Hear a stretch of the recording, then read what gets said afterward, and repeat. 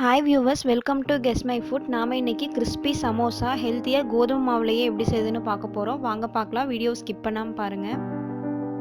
கோதுமை மாவு 1 கப், உப்பு தேவையான அளவு. ஃபஸ்ட்டு நம்ம ஒரு பவுலில் தண்ணி ஆட் பண்ணிக்கோங்க. மாவுக்கு தேவையான அளவு உப்பு சேர்த்துக்கோங்க. 1 ஸ்பூன் ஆயில், 1 கப் கோதுமை மாவு சேர்த்து நல்லா சப்பாத்தி மாவு பதத்துக்கு பிசைஞ்சுக்கோங்க. இப்போ மாவு பிசைஞ்சாச்சு.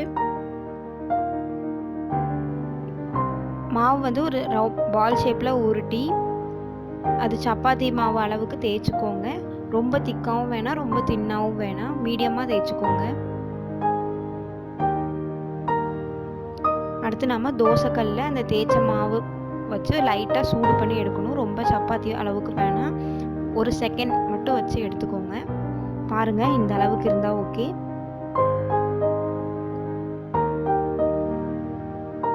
இப்போ நாம் லைட்டாக ஸ்கொயர் ஷேப் வர மாதிரி எக்ஸ்ட்ரா கார்னர்ஸை கட் பண்ணி விட்டுருங்க.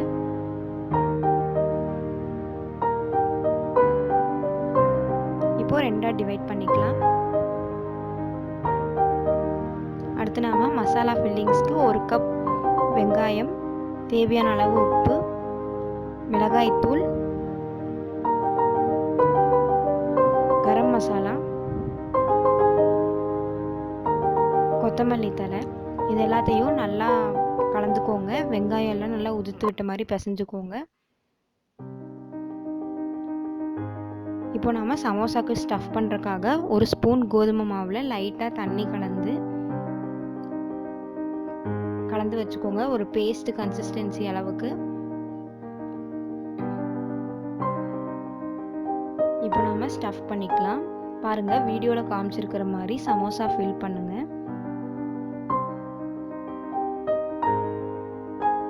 இப்போ கோன் ஷேப் வந்ததும் நாம் கொஞ்சமாக மசாலா ஸ்டஃபிங் எடுத்து உள்ள வச்சுக்கலாம்.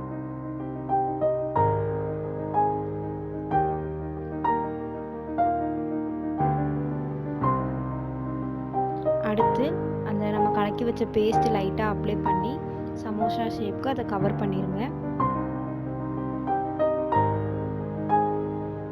நீங்கள் இதை மைதா மாவுலையும் பண்ணலாம். சேம் ப்ரொசீஜர் தான்.